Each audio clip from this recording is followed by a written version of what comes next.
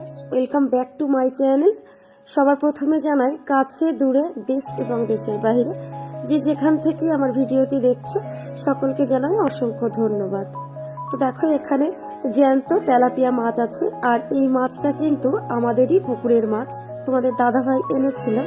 তো 8 পিস বড় বড় সাইজের তেলাপিয়া মাছ আছে। তো সেই মাছটাকে ভালো করে আমি কেটে ধুয়ে নুন হলুদ মাখিয়ে নিয়েছি। এবারে দেখো একটা কড়াইতে কিছুটা জিরে আমি ভেজে নিচ্ছি। শুকনো খোলাতে জিরেটাকে ভেজে এবারে আমি তুলে নিলাম। কড়াইটা পরিষ্কার করে নিয়ে বেশ খানিকটা সর্ষের তেল দিয়ে দিলাম। এবারে তেলটাকে চারিপাশে খুন্তি দিয়ে আমি এইভাবে ছড়িয়ে নেব।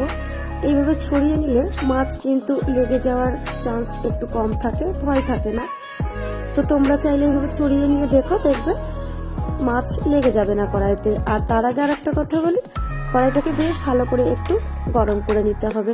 কড়াইটা যদি ভালোভাবে গরম না হয়ে থাকে তাহলে কিন্তু লেগে যাবে মাছ ভাজতে গেলে। তো যাই হোক, দেখো মাছটা আমি ভেজে নিয়েছি। আর এখানে কিন্তু আমি 4 পিস মাছ রান্না করব। আর যে 4 পিস মাছ আছে সেই মাছটাকে আমি রেখে দিয়েছি।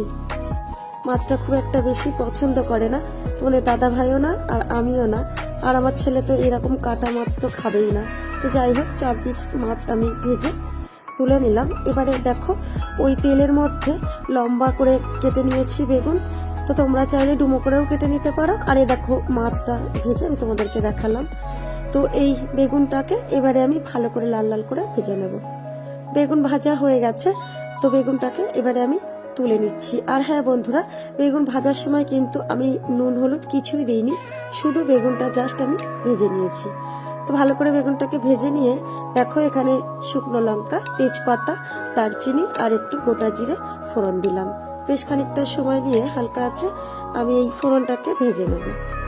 হাই হিটে ভাজবো না, পুড়ে যাবে, তো তার জন্য কম আছে ভেজে নিয়ে দেখো ডুমো করে রেখেছিলাম কিছুটা আলু। এখানে 2টো বড় সাইজের আলু আছে আর একটা ছোট আলু আছে। তো দেখো এবার এই আলুটাকে ভালো করে ছাড়িয়ে ধুয়ে নিয়ে সেই তেলের মধ্যে দিয়ে একটু লাল লাল করে ভেজে নেব। তোমরা চাইলে এখানে যদি মনে করো আলু দেবে না তো নাও দিতে পারো, চাইলে আবার দিতেও পারো।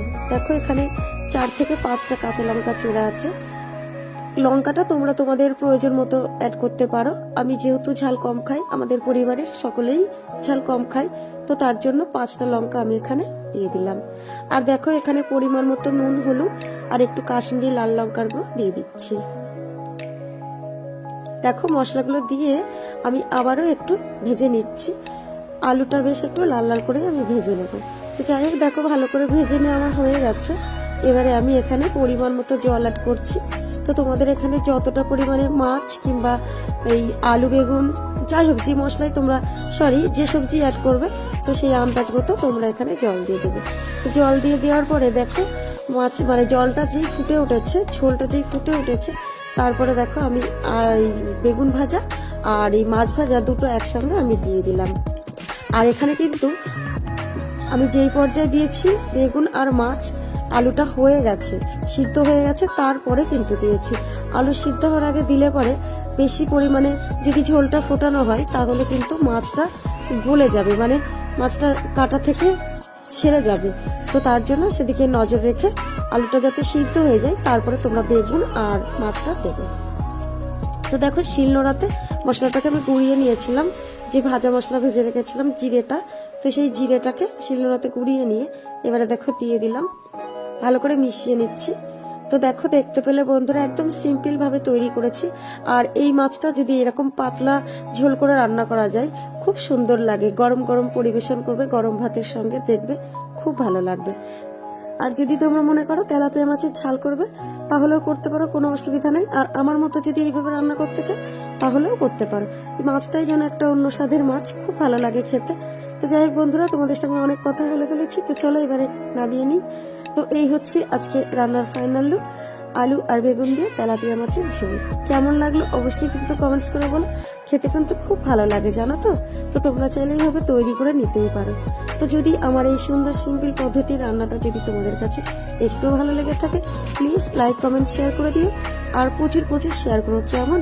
তোমাদের শেয়ার আমার একান্তই প্রয়োজন। আর যেসব সদস্য বন্ধুরা নতুন আছো প্লিজ চাইলে চ্যানেলটিকে সাবস্ক্রাইব করে দিয়ে আমার পাশে থেকো। আর যেসব বন্ধুরা অলরেডি সাবস্ক্রাইব করে দিয়েছো তাদেরকে অসংখ্য ধন্যবাদ। তো চলো আজকের মতো যাওয়া যাক, টাটা, ভালো থেকো সবাই।